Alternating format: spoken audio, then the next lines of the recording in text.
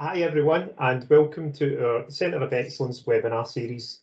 Today I want to talk to you about opportunity assessment and why selecting the right tasks and processes are key to running a successful COE.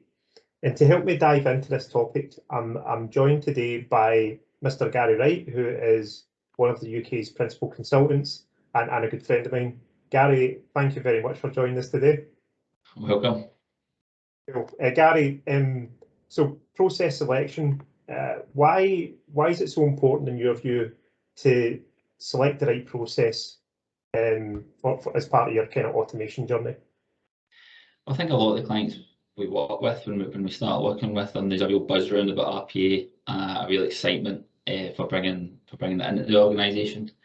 And I think it's important to keep people's interest with that. If we pick a process that maybe isn't suitable for RPA, i.e. maybe it's not a stable process, it's got high variation, it's got unstructured data, etc. The project or the change initiative can take a while to get off the ground, and ultimately that can mean that we can have stakeholders that sort of lose early interest. So I think it's important that we pick those processes that high volume, repeatable, stable, with limited variation, that is a well documented process, and people within the organisation agree, even on the as is. It just means that we can get off the ground quickly, and we can show them the value of the tool, in terms of getting these sort of low code automations into production quickly for them, and showing them that value quickly gets your stakeholders in the organisation more excited about what else they could go and do. You're absolutely right, Gary, and I think we've had situations before where actually the client has insisted on picking the wrong process, so to speak, and actually we've not been able to get the automation program off the ground. So I think you've hit the nail on the head. It's so important, especially for those first 2 or 3 processes, that they are a success, and that generates good hype and kind of good feelings from the stakeholder for the rest of the automation journey. And you've mentioned about why it's so important to show value quickly. How do you make sure, from a value point of view, and let's be honest, value for a lot of our customers is return of investment. How do you make sure you're picking the right process from a return of investment point of view? Yeah, challenge a lot of clients get, because there's maybe not a wealth of sort of stable, small enough processes that generate such high volume to maybe get that return on investment that are going to excite stakeholders. I'm sure there'll be some that can get us off the ground, but often what we end up doing is maybe picking a more complex process, but chunking it down. 20% of a large process that is quite resource hungry, or not particularly cost effective, is still a significant saving in terms of return on investment. And again, if we can show that on a complex process that we can start to take away some of the pain of it, again, from a stakeholder point of view, they can see the value of continuing on the journey and building a programme of work that tackles some of these bigger challenges for them, whether that be sort of more complex automations like invoice processing, or automations that require multiple technologies. You don't have to try and boil the ocean and the first your first turn of the wheel. You can chunk it up into sort of sensible amounts. I think also from an organisational point of view, sometimes that's the right thing to do, because sometimes it takes the organisation a bit of time just to get their heads round about how this will fit in, and how this new sort of way of working will play out for them. So trying to do something maybe too complex over the top to start with can again sort of discourage people in that way. So even if you are forced down the route where you need to pick a more complex piece of work, it's maybe a conversation around about, okay, where can we add the most value in a section of the process? And you might actually start automating from the end point of the process and working your way back. You don't need to automate all the full thing end to end in the first go. Yeah, no, I totally agree, and I think kind of similar to picking the wrong process. If you try and automate a full end-to-end process, you could end up with facing the same problems in that you lose stakeholder buy-in. It's taking too long, and I suppose one of the great things about RPA specifically is that you can deliver value quickly on it. So it's important to size your process and project in the right way. So let's just say let automate the happy path to begin with, which covers 70% of your cases, and then start to tackle the more complex business exceptions after Absolutely. that. Sorry, Gary, on you go. Yeah, absolutely. Because some people, we get hung up on unhappy paths that, realistically, what percentage of the volume is impacted by them? And are you willing to go and invest from a return on investment point of view? Are you willing to go and invest an extra week's worth of development for something that happens one in every 5,000 cases? Yeah, Probably not. no, absolutely. And that's key as well. So having that upfront analysis and understanding the breakdown of volumes and where the actual value is going to be in terms of automation is key as well.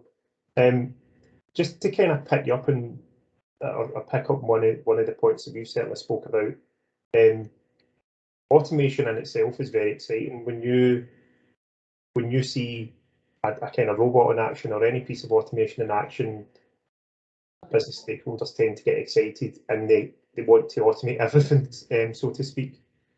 We've kind of again touched on the importance of automating the right processes. Can you kind of share some of your experience and maybe an approach to take when automation isn't the answer, or some further work needs to be done before automation? Yeah, so I know some of my colleagues within ABP have talked about whether is it re-engineering, is it optimizing the process, or is it automating the process? Really, it should be both. Automating a process that's inefficient it's not going to, just simply going to make it more inefficient if you're just trying to automate what you've got today. You could do a 3-4 week review of a process prior to it landing on a developer's lap. That actually saves you so much time in development because, going back to even, sort of Lean Six Sigma thinking in terms of removing a variation from a process, that equates to less development time, and a more sort of structured process that's right for automation. So I think definitely if you've got a process where you know that it needs work, sometimes rather than trying to jump from A to Z in one go in terms of trying to automate it straight off the bat, you may be best investing some time in just doing some more traditional process improvement activity prior to then coming into the automation space. Both work hand in hand together really, and it save you some heartache when it comes to trying to automate the process, because you're not trying to automate something that really is an inefficient place to start. And again, going back to the return on investment point of view, it will reduce overall in terms of the overall time of the project. It will reduce your cost if you do that. So yeah, I think it's important that organisations. Yeah, it's absolutely exciting that when you start automating things.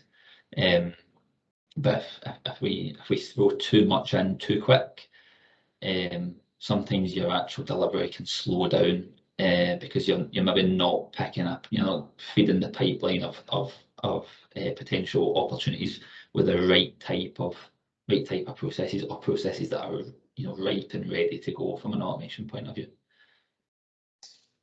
So I think just to kind of summarise what you've said, Gary, is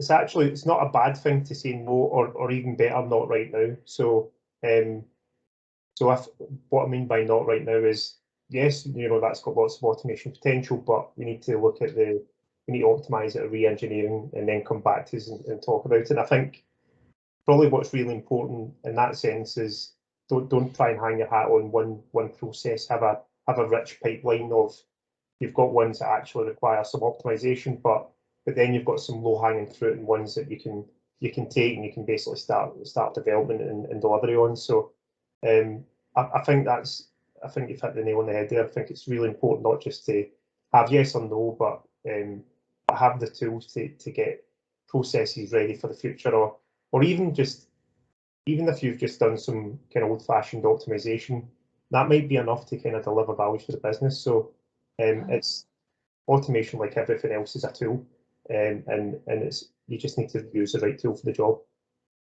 Yeah, definitely, and we can support that when it comes to when you're designing your your U2B solution, and not taking away automation, just in terms of what's best for the process moving forward that makes it more ripe for automation. We've certainly helped clients with that in the past. So I think they work hand in hand in terms of optimization and automation. It doesn't have to be one or the other. Excellent. Gary, thanks very much for your time. It's always a pleasure. And thanks everybody who's joined us today. Again, if you need any more information on anything that myself or Gary have spoke about, please reach out and we'll be happy to help. Thanks again. Just good.